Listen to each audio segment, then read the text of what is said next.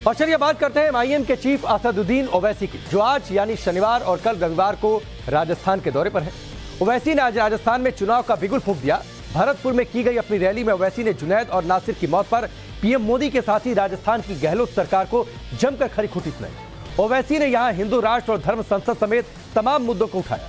सवाल यह है कि क्या मातम में ओवैसी ने मौका ढूंढ लिया? राजस्थान में ओवैसी फैक्टर किसे नफा पहुंचाएगा और किसका नुकसान होगा, इस रिपोर्ट में देखिए।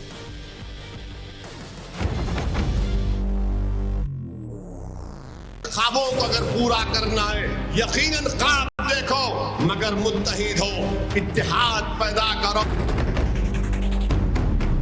मंजलिस मजलूमों के साथ है, मंजलिस कमजोरों के साथ है। मंजलिस चाहती है कि कमजोरों को ताकतवर बनाया जाए।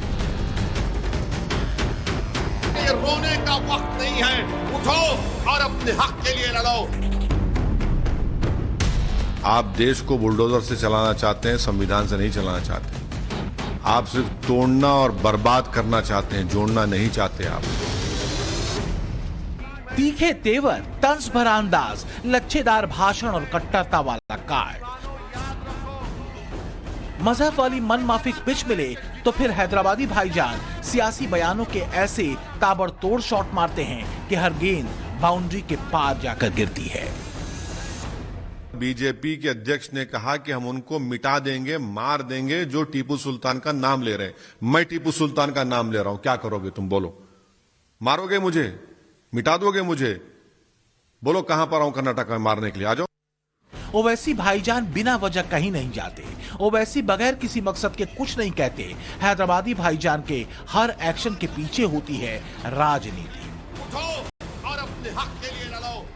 आज असदुद्दीन ओवैसी राजस्थान में थे, जहां उन्होंने भरतपुर में एक जनसभा को संबोधित किया। यहां ओवैसी भाईजान ने प्रधानमंत्री नरेंद्र मोदी से लेकर राहुल तक पर निशाना साधा। ओवैसी ना गहलोत का है, ओवैसी ना कांग्रेस का है, ओवैसी ना मोदी का है, ना बीजेपी का है। ओवैसी तुम्हारा है और तुम्हारा ही रहेगा इंशाअल्लाह ताला।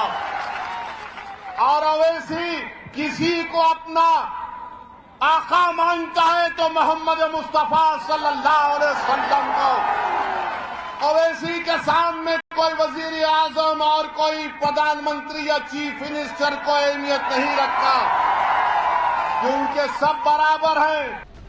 भरतपुर में ओवैसी कुछ तनाव में नजर आए। हैदराबादी भाईजान इसलिए एंग्री यंग मैन बने क्योंकि इस वक्त राजस्थान का मुद्दा गरमाया हुआ है। राजस्थान के भरतपुर में मातम का माहौल है। हरियाणा में जलाकर मार डाले गए नासिर और जुनैद का परिवार गम में डूबा है। जाहिर है यह हत्याकांड ऐसा है जिससे मानवता शर्मसार हुई है, जो सांप्रदायिक से ज्यादा आपराधिक मामला है। लेकिन विडंबना देखिए, इस हत्याकांड पर भी भाईजान यानी एआईएमआईएम प्रमुख असदुद्दीन ओवैसी को राजनीति दिखाई दे रही है।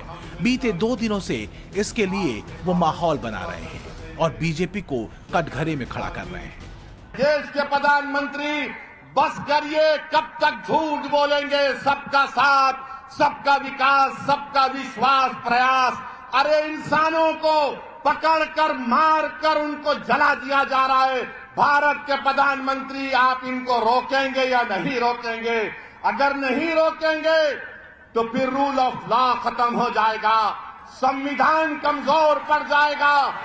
बताओ ये कौन सा ऐसा काम ये जो हो रहा है, इस पर कौन रोक लगाएगा?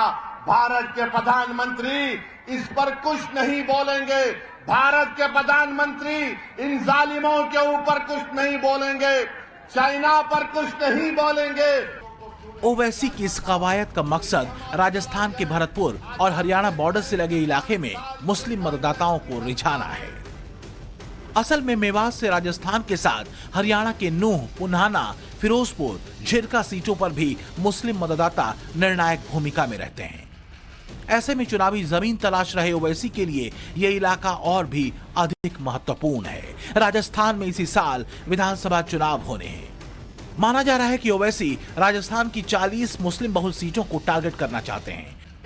इसी रणनीति के तहत उन्होंने 18 फरवरी को भरतपुर के कामा में रैली की तो 19 को टोंक में उनकी रैली है। ये दोनों ही सीटें मुस्लिम बाहुल्य हैं। टोंक से इस वक्त सचिन पायलट विधायक हैं। साल 2011 की जनगणना के मुताबिक राजस्थान में मुस्लिम जनसंख्या 9% से ज्यादा है। मुस्लिम यहाँ कांग्रेस का परंपरागत वोट माना जाता रहा है। एक्सपर्ट्स की माने तो राजस्थान चुनाव में ओवैसी कांग्रेस में सेंध लगाने के साथ साथ भाजपा से नाराज अल्पसंख्यक वोट बैंक को भी साधने की कोशिश कर रहे हैं। एआईएमआईएम अगर चुनावी मैदान में उतरती है तो वे कांग्रेस के लिए खतरा बन सकती है। अगर इतिहास देखा जाए तो अब तक करीब 40 सीटों पर 15 से 16 सीटों में मुस्लिम प्रत्याशी जीतते रहे हैं। ऐसे में ओवैसी अब उन्हीं सीटों पर अपने प्रत्याशी उतारने की रणनीति बना रहे हैं। जिन 40 सीटों पर ओवैसी की नजर है, अब उसका गणित भी समझ लीजिए। राजस्थान की इन 40 सीटों में से फिलहाल 33 पर कांग्रेस का कब्जा है और प्रदेश की सरकार बनाने के पीछे ये सीटें अहम रोल निभाती हैं। पिछले चुनाव में 40 में से 29 सीटों पर कांग्रेस, 7 पर बीजेपी, 3 पर बीएसपी और 1 पर निर्दलीय को जीत मिली थी।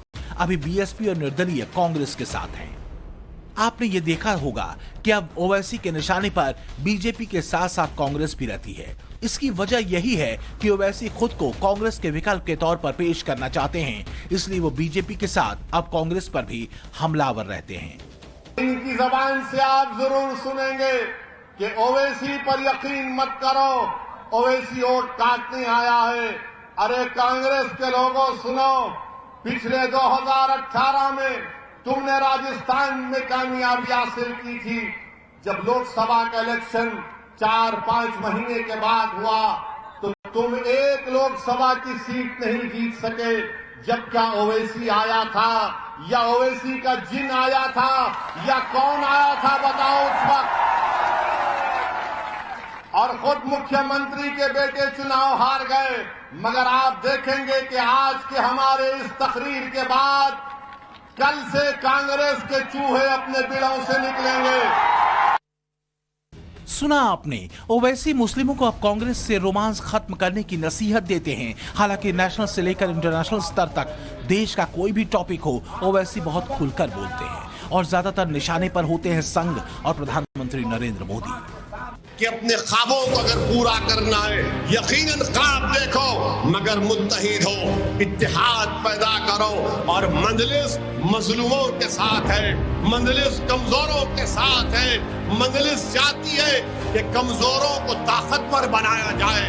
मंजलिस चाहती है कि नौजवानों के ख्वाबों को पूरा किया जाए। मंजलिस चाहती है कि हमारी माँ और बहनों को तहफ्फुज़ मिले। मंजलिस चाहती है कि जिस नौजवान की आंख से आंसू बह रहे उसको एक हौसला दिया जाए, उसके हौसलों को बुलंद किया जाए, उसको कहा जाए कि ये रोने का वक्त नहीं है, उठो और अपने हक के लिए लड़ो। वो चाहे बॉर्डर के पार चीन का जिक्र हो या फिर बागेश्वर धाम के बाबा धीरेन्द्र शास्त्री की हिंदू राष्ट्र की बात, चाहे यूपी में कानपुर में बुलडोजर का मामला हो या फिर झारखंड के पलामू में शिवरात्रि के तोरण द्वार पर मचा बवाल, हर मुद्दे पर ओवैसी की कमेंट्री फुल ऑन रहती है। वो सरकारों पर वार करने का कोई मौका नहीं चूकते। बात अगर हिंदू मुस्लिम की हो तो फिर कहना ही क्या। तोड़ना और बर्बाद करना चाहते हैं, जोड़ना नहीं चाहते। आप सिर्फ बर्बादी की बात करते हैं, आप जोड़ने की बात क्यों नहीं करते? सिर्फ बुलडोजर लगाएंगे, तोड़ देंगे, मिटा देंगे। कब तक आप ये बात करेंगे? क्या हासिल होने वाला है आपको? कुछ हासिल नहीं होगा, सियासी तौर पे कुछ हासिल नहीं होगा। तेलंगाना में आप टाइटाई फिश हो जाएंगे, देखना आप। असल में मोदी की सत्ता में आने के बाद कांग्रेस के कमजोर होने से ओवैसी की आंखों में पूरे हिंदुस्तान के मुसलमानों की रहनुमाई का ख्वाब पल रहा है। वो अब खुद को क्षेत्रीयता की सीमा में कैद नहीं रखना चाहते। तेलंगाना से बाहर लगातार वो अपना दायरा भी बढ़ा रहे हैं। यही कारण है कि वो हर उस जगह हाथ आजमा रहे हैं जहां मुस्लिम वोटर की तादाद अच्छी खासी है। वो उन मुद्दों को उठा रहे हैं जो उन्हें कांग्रेस के मुकाबले सीधे बीजेपी के साथ मुख्य लड़ाई में ला सके। आप पूरा बोलिए कि वहां पर बीजेपी के अध्यक्ष ने कहा कि हम उनको मिटा देंगे, मार देंगे जो टीपू सुल्तान का नाम ले रहे हैं। मैं टीपू सुल्तान का नाम ले रहा हूं, क्या करोगे तुम? बोलो, मारोगे मुझे? मिटा दोगे मुझे? बोलो कहां पर आऊं कर्नाटक में मारने के लिए? आ जाओ। क्या देश के प्रधानमंत्री उनके प्रदेश के जो बीजेपी के लीडर हैं उनकी जबान से वो सहमत हैं कि टीपू सुल्तान का नाम लेगा हम मिटा देंगे, मार देंगे? अरे भाई, करप्शन का नाम लेना, करप्शन को मिटा नहीं पाए आप। 30% की सरकार आपकी है। ये तो ओपन कॉल है वायलेंस के लिए, ये तो ओपन कॉल है मर्डर और जेनोसाइड के लिए, ये तो ओपन कॉल है ये। अब इस पर भी क्या एक्शन नहीं लेंगे वहां का बीजेपी की सरकार? सवाल यह है कि ओवैसी तो मुसलमानों को रिझाने की पूरी कोशिश कर रहे हैं, लेकिन मुसलमानों पर ओवैसी का कितना असर है यह समझना भी जरूरी है। ओवैसी 2004 से ही लोकसभा में अपनी मौजूदगी दर्ज कराते रहे हैं, मगर इस तजुर्बे के बाद भी ओवैसी की राजनीति में कोई खास फर्क नहीं आया है। 19 साल से मुसलमानों को भड़का रहे ओवैसी हैदराबाद से निकलकर जहां जहां गए उन्हें हार का मुंह देखना पड़ा। तेलंगाना से निकलकर ओवैसी महाराष्ट्र गए, उसके बाद बिहार, फिर यूपी, बंगाल और गुजरात, लेकिन वो अब तक कोई करिश्मा नहीं दिखा पाए। कहीं उनकी पार्टी का खाता नहीं खुला तो कहीं उनके जीते हुए विधायक ही पार्टी छोड़कर चले गए, या यूं कहें कि उनके अपने ही ओवैसी की बातों पर भरोसा नहीं कर पाए। गुजरात में ओवैसी ने कांग्रेस का विकल्प बनने की कोशिश की, लेकिन मुस्लिम वोट आम आदमी पार्टी ले गई। यही वजह है कि ओवैसी अब जान गए हैं कि मुस्लिम वोटर्स के लिए उन्हें विकल्प नहीं, संकल्प तक का सफर तय करना है। ये उसी वक्त होगा जब आप हमारा साथ देंगे। सिर्फ थालियां मार के नारे लगाने से कामयाबी नहीं मिलेगी। आपको इन थालियों को, इन नारों को, इन जज्बात को और जो हजारों की तादाद में आज आप यहां पर जमा हुए, आपको इसको वोट में तब्दील करना पड़ेगा। क्या आप वोट में तब्दील करेंगे इसको? क्या आप वोट में तब्दील करेंगे इसको? हैदराबादी भाईजान का ब्लड प्रेशर इसलिए भी बढ़ा हुआ है क्योंकि साल 2014 में मोदी की केंद्रीय राजनीति में आने के बाद ओवैसी को यह लगा था कि जिस तरह मोदी हिंदू हृदय सम्राट हैं, मोदी राज में वो मुस्लिमों के मसीहा बन जाएंगे। लेकिन बीते 8 सालों में बहुत हाथ पैर मारने के बाद भी ओवैसी के खाते में ऐसी कोई बड़ी कामयाबी दर्ज नहीं हुई है। उनके सपने टूटे ही हैं। ओवैसी ये भी जानते हैं कि उनके पास 1 साल यानी 2024 तक का वक्त है। अगर इस 1 साल में उन्होंने मुस्लिमों को पार्टी की जान नहीं बनाया तो भाईजान माइक पर खड़े होकर बोलेंगे तो, लेकिन उन्हें सुनने वाला कोई नहीं होगा, क्योंकि जीतने वाले के साथ दुनिया खड़ी होती है और हारने वाले के साथ सिर्फ सहानुभूति होती है। ओवैसी की आप कोई भी सभा उठाकर देख लीजिए, उसमें वो मोदी पर जमकर निशाना साधते हैं। उनके भाषण के अधिकांश हिस्सों में मोदी का जिक्र होता है। इसके पीछे कारण यही है कि ओवैसी खुद को मोदी के मुकाबले पेश करना चाहते हैं।